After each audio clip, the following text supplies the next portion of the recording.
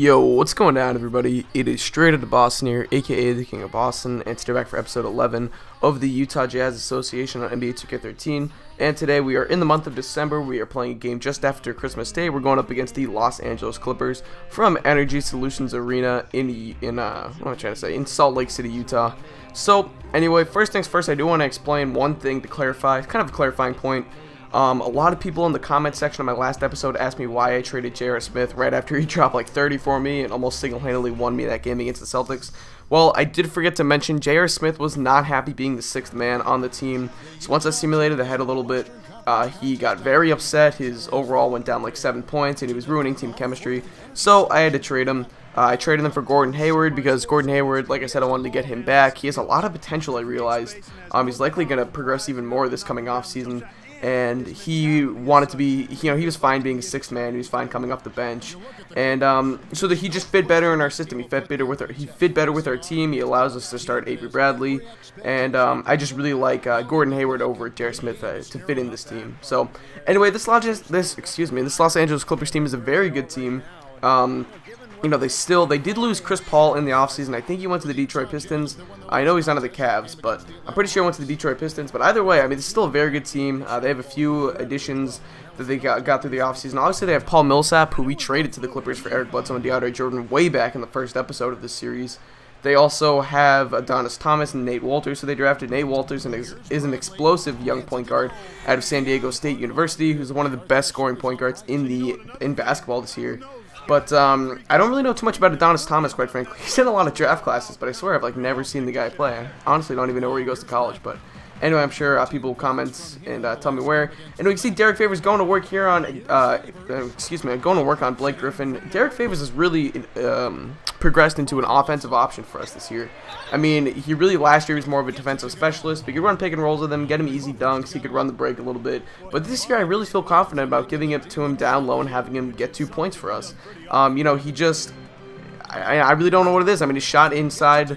I think his shot inside went up to a 99 this year, so that's really improved. His mid-range is up to in the mid-60s, so hopefully I can improve that. That'd be nice to have him kind of be a stretch 4 type of guy. But anyway, Eric Bledsoe gets the up and under to go right there. We're down by 2, now we're down by 4. Adonis Thomas with the ball, bringing it up the court. I thought this was Deshaun Thomas at first, but it turns out it was Adonis Thomas. He gives it off. It might be Adonis, actually. I'm not too sure. But he gives it off to Jamal Crawford, and Jamal Crawford was going off today. He got the 2 right there. He has 14 points on 6 of 8 shooting. Gordon Hayward for 3 on the fast break. He gets that one to go.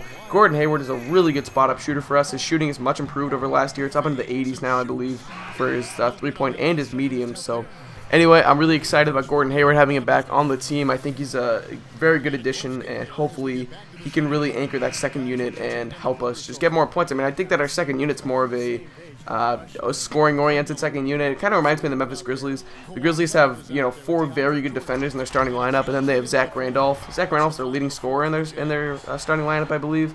But, after that, Marcus Holmley gets 14 points. Mike Conley gets like 12 or 13. Tony Allen's in single digits. I don't quite know what Tayshaun Prince gets, but I know his offensive game has been struggling ever since he was traded. But, anyway, and then, their second unit is really explosive when you get guys like Jared Bayless or whatever. But look at this fail alley-oop. Let's take another look at this. Gordon Hayward tried to lob it to Kawhi Leonard, and it just went right over his head. Kawhi Leonard, didn't even try to jump that high. It was pretty funny. I definitely had to include that in there. But anyway, Jason Smith dishes it out to Gordon Hayward for 3, and he gets that one to go. So we go up by 6 at that point. Like I said, is a much improved spot-up shooter, and that's really what we need out of him on the second unit. Now, the Clippers also do have Lance Stevenson, a young, promising shooting guard out of California, I believe, for the Indiana Pacers. He's now on the Clippers. You can say, hey, Kawhi Leonard there for 3. Kawhi Leonard also, him and Gordon Hayward have really turned into great spot-up shooters for us. But anyway, Lance Stevenson, yeah, so he is really turned into a nice spot-up shooter. Not spot-up shooter. Oh my god, what am I saying? I'm getting all my words confused, but he's turned into a nice player for the Pacers in real life, and he's been a pretty good player for the Clippers in this game, it seems. He didn't have the best game, but still was pretty solid. You can see we threw it up the court there to Kawhi Leonard. Leonard had a really good game offensively. He was really knocking out his threes, which is good to see. Crawford into Griffin in the post, being covered by, looks like CJ Leslie. Dishes it back out to Crawford for 3, and Crawford is not going to miss that. Can't leave him too much space, can't leave him open, or else he will make you pay. Now, Andre Miller with the ball. I'm not sure what to change Andre Miller's number to yet. I didn't change it. I just kind of forgot to look at it. I'll try to see what numbers he wore on old teams, but I know he can't be 24 because that's Eric Bledsoe's number. So anyway, Crawford up the court to J.J. Hickson, another offseason addition who's now coming off the bench. J.J. Hickson is a really nice rebounder for this team. He's a really nice rebounder for the Trailblazers in real life, and he, you know, he kind of, what's the word I'm looking for? I don't know, but him and LaMarcus Aldridge really work well together. I think they fit nicely together. So anyway, Hickson's a very good addition to this team. You can see this team has lost a few guys like Grant Hill and them, probably to retirement, but they still kind of added depth, and it's a very good team. Jamal Crawford into the lane with the left-handed layup. He gets that one to go. 65-61 now. Crawford up the court to Blake Griffin, and Griffin gets the, oh no, he misses, but it's going to be offensive rebounded by Paul Millsap, our old friend, and Millsap puts it back in. So 71-64 now. The Clippers are starting to pull away a little bit. Favors out to Eric Bledsoe for 3, and he gets that one to go. Eric Bledsoe, another much improved shooter for this team going into year 2. Something we're going to need to see out of him. CJ Leslie.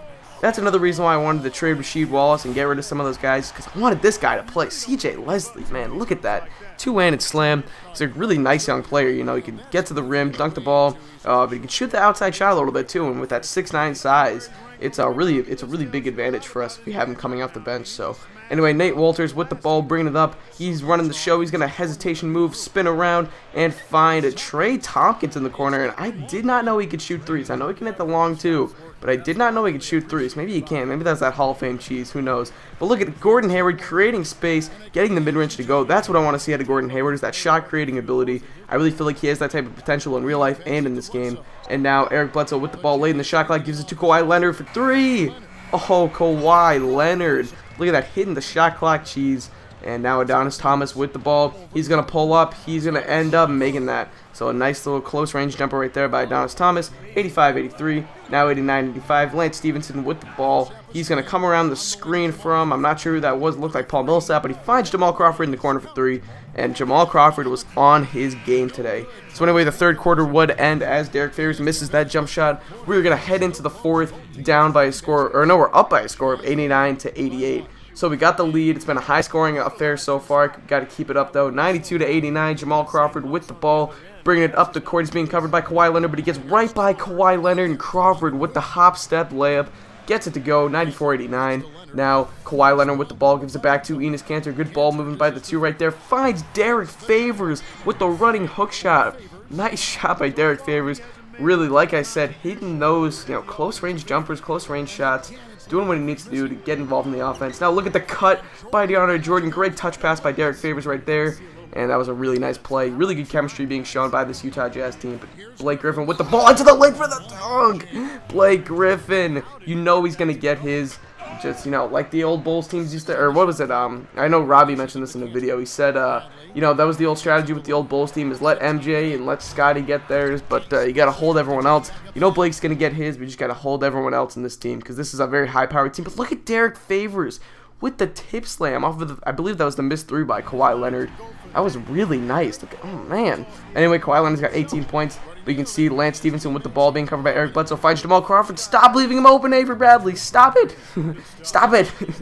He's just, oh my goodness. Anyway, Bradley with the ball gives to Eric Bledsoe. Bledsoe trying to go to work on Jamal Crawford. He's going to find a cutting Derek Favors with the left-handed hook.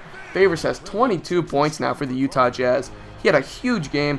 108-106. Crawford with the ball. Oh, he sagged off. Bradley, no. Bradley was getting torched all game. Jamal Crawford now has 41 points. But Bledsoe with the ball down by 1, trying to get something to go. Finds, looks like DeAndre Jordan with the reverse lay-in.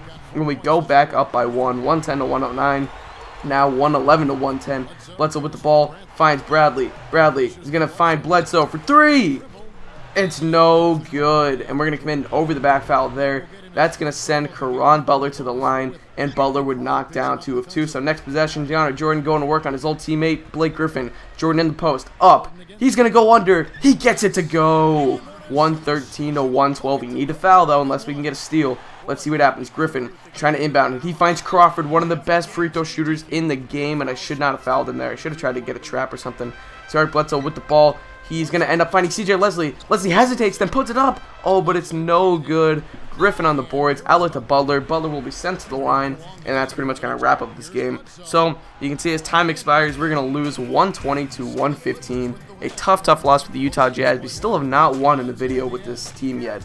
We've come close. It's been very entertaining, I think. At least for me, it has been. I hope it has been for you guys. I'm sure I'll continue to get those comments. Like, I remember someone commented, what was it, like, do you know how to play NBA 2K13? Because you clearly suck or something. It was so funny. Actually, I tweeted it. I think I tweeted it. That was so funny. But anyway, that's pretty much going to wrap this gameplay. We're going to get into the post-game stats we're right about now.